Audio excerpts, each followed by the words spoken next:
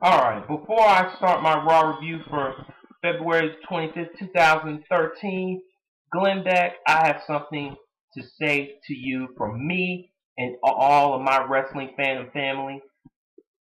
You call us stupid, right? Well, let me tell you something, man. You're the stupid one saying, oh, getting on with the Jack Swagger, Step Coulter thing, saying, oh, this is all. I don't give a damn. It's supposed to be entertainment. You don't know the difference between reality and fiction, man. So, once again, and oh, nice to see you didn't show up this past Monday's Raw. So, once again, prove that you're a coward and you're a punk ass bitch. And one last thing, Glenn Beck. You need to know your damn role and shut your damn mouth. That's all I need to say. Let's get on with this review and roll the intro.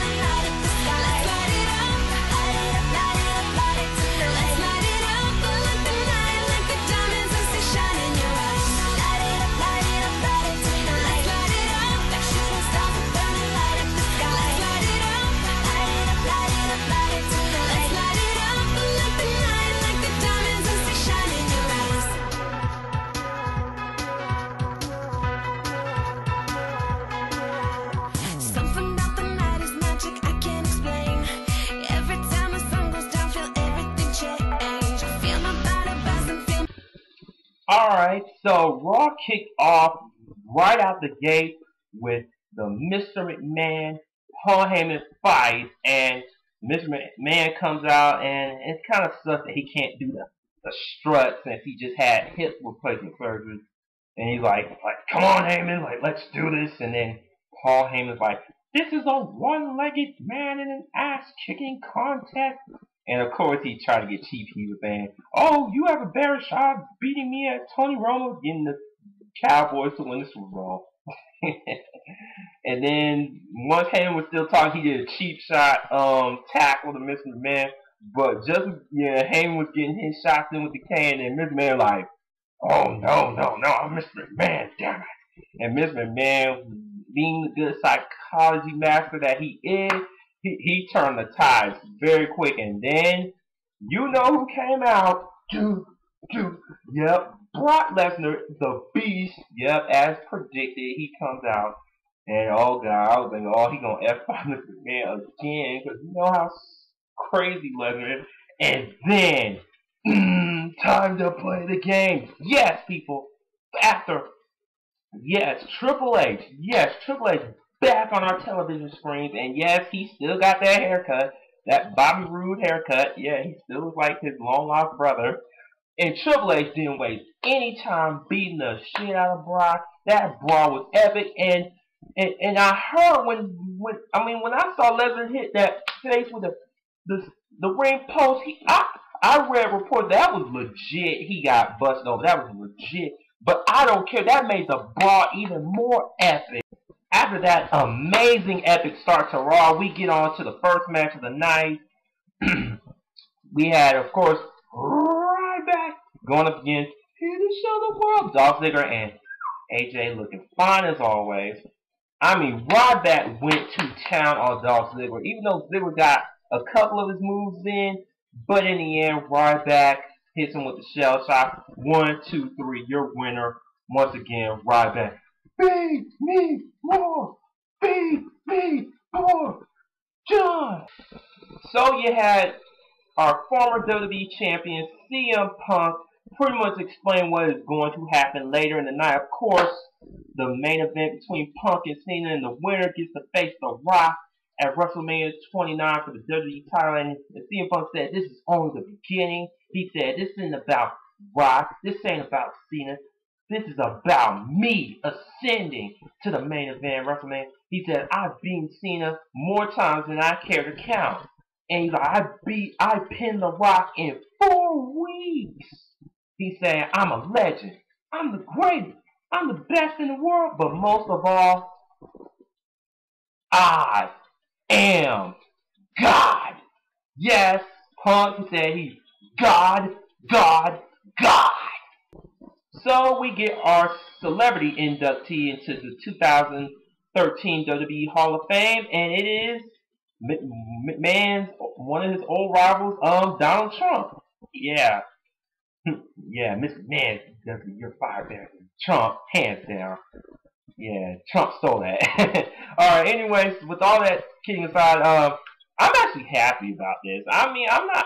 I'm cool with this. I mean, I will say this is so much better than Drew Carrigan in the Hall of Fame. Because at least Trump actually has some wrestling, yeah. Because remember back in the day, he got to have WrestleMania in the same arena twice, and it's only the one of the mans to do that. 4 and 5 in the Trump Plaza back in the day, which is cool. And yeah, and it's going to be in New York, of course. That's where Trump is. So it was a smart move to put him in. So I can't wait to see the 2013 Hall of Fame. It's looking like one of the best Hall of Fames in recent years.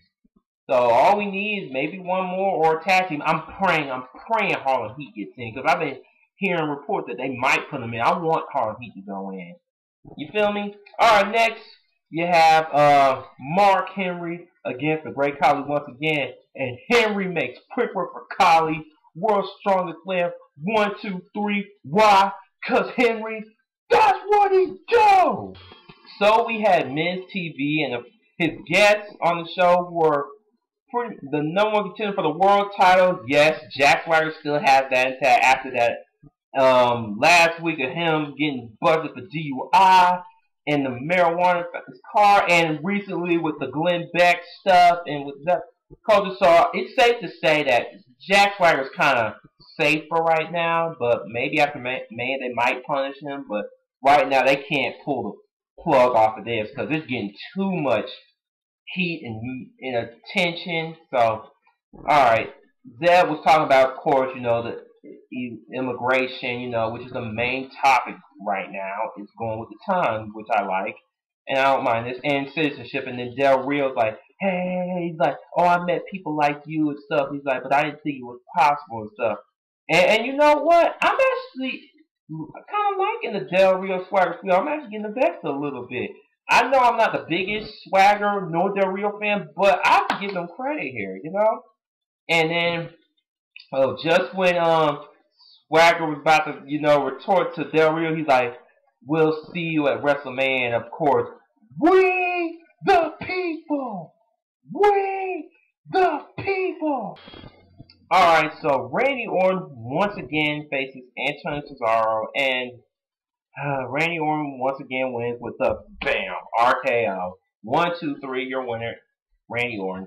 And then we have Sheamus, Oscar snubs, and pretty much I knew going into this he was going to mock who else? Barrett. And Barrett comes out saying, I'm going to be a global star. He's like, I'm going to be in the world premiere tomorrow for my movie. And he's like, tomorrow, you're just going to be at some local bar drinking.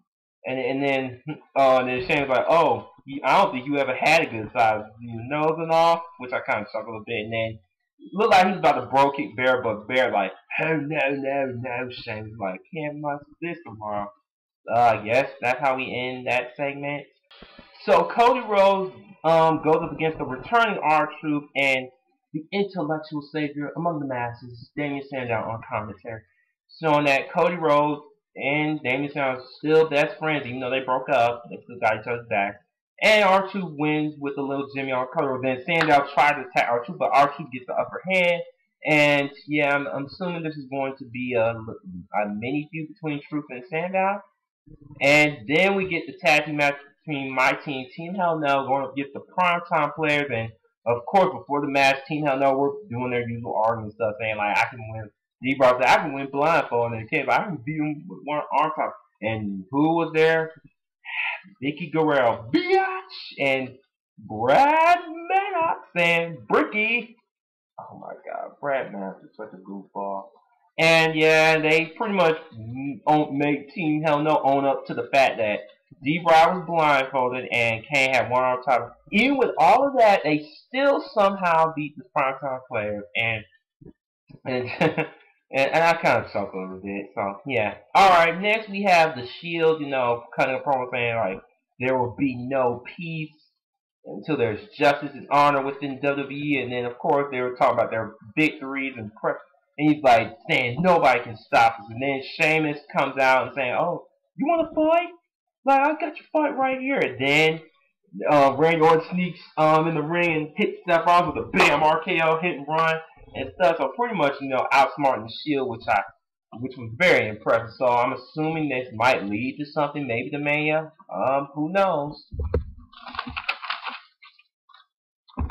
Then we have the Miz versus Jack Swagger. This match was made like during the commercial break on WWE Active. Of course, when Jeff Cook saying like I didn't like how you interviewed us, and then Jack Swagger clothesline the Miz from behind, and then this wasn't a bad match, and then after Miz's leg got hung up on the rope, Jack Swagger took advantage and he locks in the Patriot Act and he beats Miz clean. So Jack Swagger's still looking strong. So gotta keep him ready for WrestleMania. And now on to the main event that people are still talking about and which has gotten a lot of praise from the back and anywhere else. John Cena and CM Punk. One more time. So, John Cena, CM Punk, the main event. The winner gets to face The Rock at WrestleMania 29 for the WWE title. And this match shut Raw down. You hear me? This match ended Raw on a mega high note. Both these men gave it their all. I mean, I have to say this is probably like match of the year contender so far right now. I mean, it has to be. There is no way in hell this would be like a match of the year candidate right here for me. And they were hitting their finishes, close calls and stuff, and oh my god, and it's just, and I was surprised John Cena did a powerbomb or a Batista bomb or something like. But I'm like, damn, I didn't expect Cena to do that. And of course, Cena does that, his version of a Hurricane Run, which he kind of can't do, but at least he tried, right? And then that's how he beat Punk. I mean, and oh yeah, before I forget, that power driver that Punk did, I was surprised he did the power driver. I thought you couldn't do that anymore. And from what I read, Vince wasn't happy about that, but Vince needs to get over it. I'm happy it happened. That made the match even better. I mean, it just, Jesus. And after that Hurricane, Cena hits a FU and 1, 2, 3. John Cena keeps his number one contender shot intact. So, once again, Rock Cena 2 is still going to happen, whether people like it or not. And after this past Monday's Raw match, Cena just, oh my God. For those people who don't think Cena can wrestle, last night he proved you wrong once again. You can hate Cena all you want, like the guy, hate the guy. You have to give him his props, his due, respect, all of that, like I'm doing. I mean, Jesus. And you know what? Even though we know Cena's gonna beat The Rock at WrestleMania 29, you know what? I don't mind. I really don't, cause I mean, they're just. You know, I still like Cena. As much as I love The Rock, as much as I love CM Punk, I still like John Cena too. I like everybody. I wanted to see a triple threat match and stuff, and such we didn't get Taker, even though we saw the footage of him returning at a house show in Texas this past weekend. So who knows where they're gonna go with Taker? So maybe they might do Taker and Punk. I don't know, but once again, Cena dog, you Punk shut it down. So I'm glad you're one of my.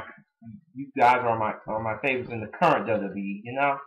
So, that's how we end Raw, on a high mega note. So, overall, Raw was a really, really, really, really good show.